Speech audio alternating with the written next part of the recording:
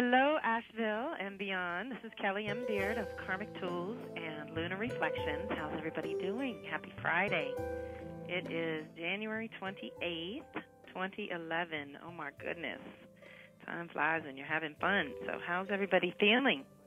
I can tell you that we had the full moon in Cancer last week, and that was on the 19th of January. And on the 26th, a week later, we get the last quarter moon. So we're just coming out of this last quarter. It also happened to be in Scorpio, which is not part of the Aries, Libra, Cancer, Capricorn family. So this brings in an extra dynamic. Number one, it's adding a lot of water energy to the last 10 days, truly. So everyone is probably feeling something, for better or worse. And hopefully, everyone's working through it. But just keep in mind, the water energy is all about feeling nature. And what we faced up on the last quarter is, again, that complete purification, release for the last 6 months to a year or beyond that. You know, the Cancer Capricorn lunation also is going to activate the most recent eclipses over the last 2 years. Over the next 3 years, it's going to activate those twice a year. We're going to have little reverberations for the next 3 years on our fundamentals. But now we're already in Gemini-Sag territory with the eclipse realm, so we're already in that. So everybody just pace yourself and pay attention to how it's unfolding. This Scorpio last quarter means we went really deep. And I'm kind of curious, how many people felt that kind of plunge energy this week where maybe you lost physical energy or things got a little emotionally heated or, just extreme emotions on the table and no superficiality. When Scorpio's kicking, everybody wants to go deeper and get to the root of the issue. Hopefully, you want to get to the root of the issue. And we're not manifesting shadow Scorpio, which is a lot more, psychodrama and emotional manipulation and that kind of thing, emotional blackmail. We don't want to do shadow Scorpio. Right now, I'm going to encourage you to be as clean and pure in all your motivations as physically possible, because no matter how you slice it, karma is on the table. So anytime Scorpio is activated, that brings it up again. So this week was really a big completion, but we had Saturn turning backwards in Libra, and today we have Vesta entering Capricorn. So that's a big kind of slow down to gather strength and momentum to go forward. And I'm pretty sure we talked about the Saturn retrograde last week because it was coming, and I wanted to give you a heads up. But just in case anybody's forgotten what the Saturn retrograde is good for, it gives us five months or so to really work on the foundation. And because Saturn is a social planet, that's a little bigger than the individual, yes, but it's definitely affecting you directly. We basically have individual planets, the social planets, which is Jupiter and Saturn, and the collective planets that are much bigger cycles that affect us collectively. But these are important, and Saturn's a big one because it rules 3D reality, and it rules your definitions and your responsibilities and commitments and things like that. So we already know we're renegotiating relationships across the board. But just for you personally, to work on the structure of your life, to work on the structure and foundation of what it is that you're trying to create, any kind of stability that you're trying to create, you want to work with Saturn directly. And this is the time where it feels oppressive at times. It feels like something's holding you back. It feels like you're blocked and delayed. Every time you finally get enough energy to do something, you get yanked back. That's Saturn saying there's a piece missing that you need to learn over here. And like I said, because it's a social planet, when it goes backwards, it becomes even more personal. I mean, it does affect us no matter what, but it becomes a little bit more focused inwardly versus out in the world, what you're building in the world when it's forward. But now that it's backwards, it's like what's going on inside you to support whatever it is that you're trying to create in 3D in the world. So we are stabilizing within for the next 5 months, and it's really juicy. Okay, there's lots of layers of support here. So on here we pull back and we reestablish balance, Libra balance within ourselves. We're definitely renegotiating relationships, theoretically, so that forward movement, when Saturn does go forward, some decisions will have to be made. And I'm going to, postulate at this point that come summer solstice, when we reach the peak of this year, the maximum light, that's when a lot of decisions and choices and changes are going to be on the table. So I want you as fortified as an individual personally, as fortified as you can possibly be throughout this next 5 months, really. So this is taking us to summer. So you definitely want to review your whole base.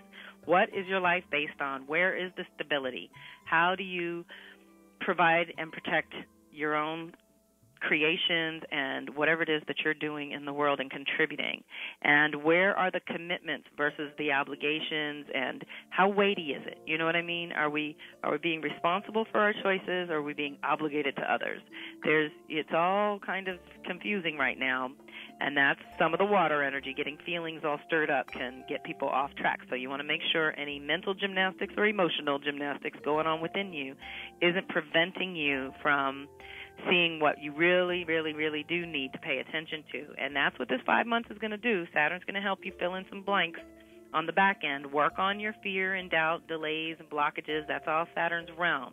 Anything that you've pushed aside or already delayed too long is really time to deal with it, especially where balance issues are concerned, or relationship issues, or whatever's going on with you and your own independence. Your ability to remain independent is on the table now. So this pullback is going to be really juicy if you can do this work behind the scenes. Now, in addition to Saturn, Jupiter's hit Aries. That's it. It's official. We're beginning the new 12-year truth and story at Aries. You know what I say is the clean slate of the zodiac. So this is a new 12-year beginning. But it's already spent some time in Aries, so it's only got 6 months to go. June, I think either 4th or 12th, somewhere in the first or second week of June, it's going to move into Taurus. So what I've heard coming up for a lot of people, because it's New Year's and New Year's resolutions and dieting and weight loss and that kind of thing, body work is definitely a piece that you can work on, and you're completely supported with Saturn backwards to work on your body, the structure of your body as well. But Jupiter in Aries is the athlete, and so you can be defining your terms in terms of getting your health in check. And I'm going to encourage people to be more on the health tip here rather than worried about this weight or that weight, or, as long as you're having a basically clean diet, balance in all things, okay? That's all you need to be concerned with at that point. And like I said, this whole 6 months feels kind of behind the scenes, but it's going to go so quickly, y'all. Look how fast January went, okay? And in February, we have a lot more action, okay? So there's a lot. The ball has started rolling and is gaining momentum. So I'd like to see you just really work with that. For this week, specifically, this Scorpio last quarter moon kind of set the tone for the next 7 days as we go toward the Aquarius new moon of February 2nd.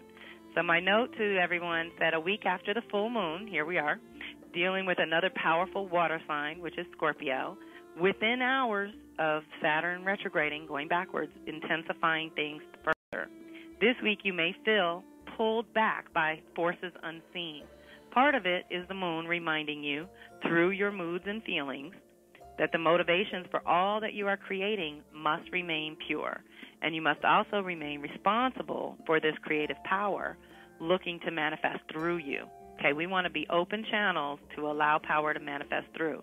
The toxic mimic of that, or the shadow aspect of that, is control. So anytime your Scorpio's big-time control issues on the table, so we want to relinquish control so that authentic power can come through. You want to trust your Scorpio psychic understanding. You're picking up information. This is what the water signs bring to everybody, but especially water babies specifically.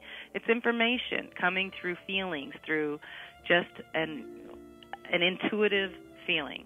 So you want to tune into that. And the other part of any restriction or limitation you may be feeling is the Saturn pullback. Often this feels like someone is holding you by the elbows and preventing or delaying your progress. But in either case, you should be tuning into your heart and soul for the guidance, because remember I said Scorpio does not do superficial. So we're going very deep to cleanse and release any past childhood traumas and dramas. We're releasing anything that does not support the Capricorn foundation and stability that we're building going forward. We're letting go of all that. And it's a lot. So the guidance for this week we got from the Tao Oracle was number 18, work on what has been spoiled. It says healing, correct past mistakes, make repairs, clean up corruption, restore balance, responsible action. And that is very, very juicy for what we're facing right now. It suggests that your past mistakes do not define you, but are part of a necessary learning process. that all humans go through, and redemption, by your own definition, is available with just a little effort and concentration. Okay, I know that Scorpio takes us off into other realms and things, but really Scorpio is about understanding your own power and knowing how to direct that on your own behalf in a clean, healthy, balanced way. So working on what has been spoiled, it also represents the underworld and where we suppress and repress and push everything aside. And when you bury enough stuff, eventually it gets funky and has to be aerated somehow, or irrigated somehow, or dug up and released and cleansed in one way or another so that everything can grow a little bit cleaner going forward. So that's a lot, but we're completely supported for this kind of review, and I am going to encourage you, because of that back-to-back Cancer full moon and then the Scorpio. Cancer's the empath, so whatever you are feeling, at least address it. Even if you can't do anything about it immediately, even if you're not quite sure you understand the feelings, and especially when you don't like them and don't even want to acknowledge them, you have to acknowledge them. That's what causes blow-ups.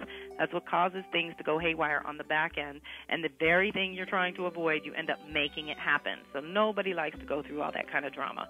So try to pay attention to what your feelings are doing, and ask your higher self.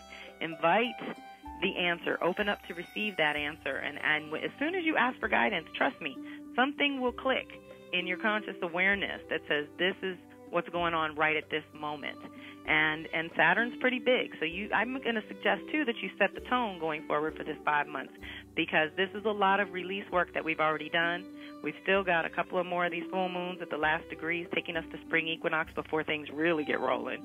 And then once Uranus hits Aries, then, like I said, we've got collective shifts underway. So this preparation and all of this support that we have as individuals each week, we really need to tune in to whatever piece you need the most. You know, clearly we can't do it all, but it's important that we do work with what we do have. And today, like I said, Vesta's moving into Capricorn, and I want to share a little bit of that with you. This is from Asteroid Goddesses, the Mythology, Psychology, and Astrology of the Re-Emerging Feminine by Demetra George and Douglas Block.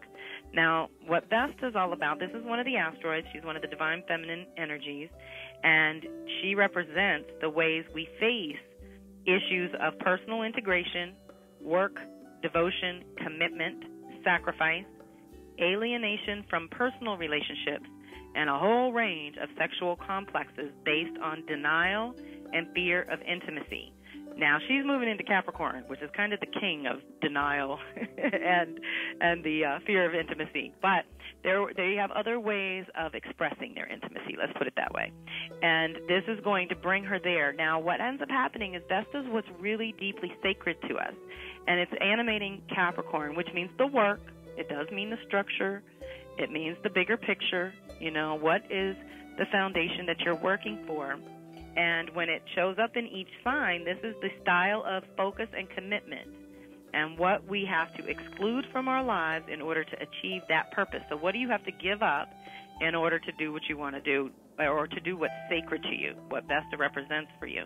So in your chart, very often it's a place where you've been divested, where you've gone another way, out of survival mode, most of us, but you want to pull that back in to make that aspect of your being sacred again, and then you can be, fully centered in it. Now, when Vesta's in the Capricorn up in the sky, again, this brings up ambition and the drive to succeed and different strategies for that. And it's so serious. Capricorn energy is so very serious, and then here comes Vesta saying it's sacred. It's not just important, it's sacred. So we still need some balance here, okay? Because we got Saturn, which rules Capricorn, backwards, and here we've got this Capricorn energy being animated again. So watch yourself on any kind of criticism, judgment, or rigidity, that kind of shadow Capricorn energy that can come up. What we want to do is make responsibility sacred again. Make it okay for you to be independent and taking care of yourself. And that through that action, through that self-preservation, through taking care of yourself and organizing your own life, you are a better contribution. Just you. We haven't even done anything yet, and you're still better off as a piece of our group here.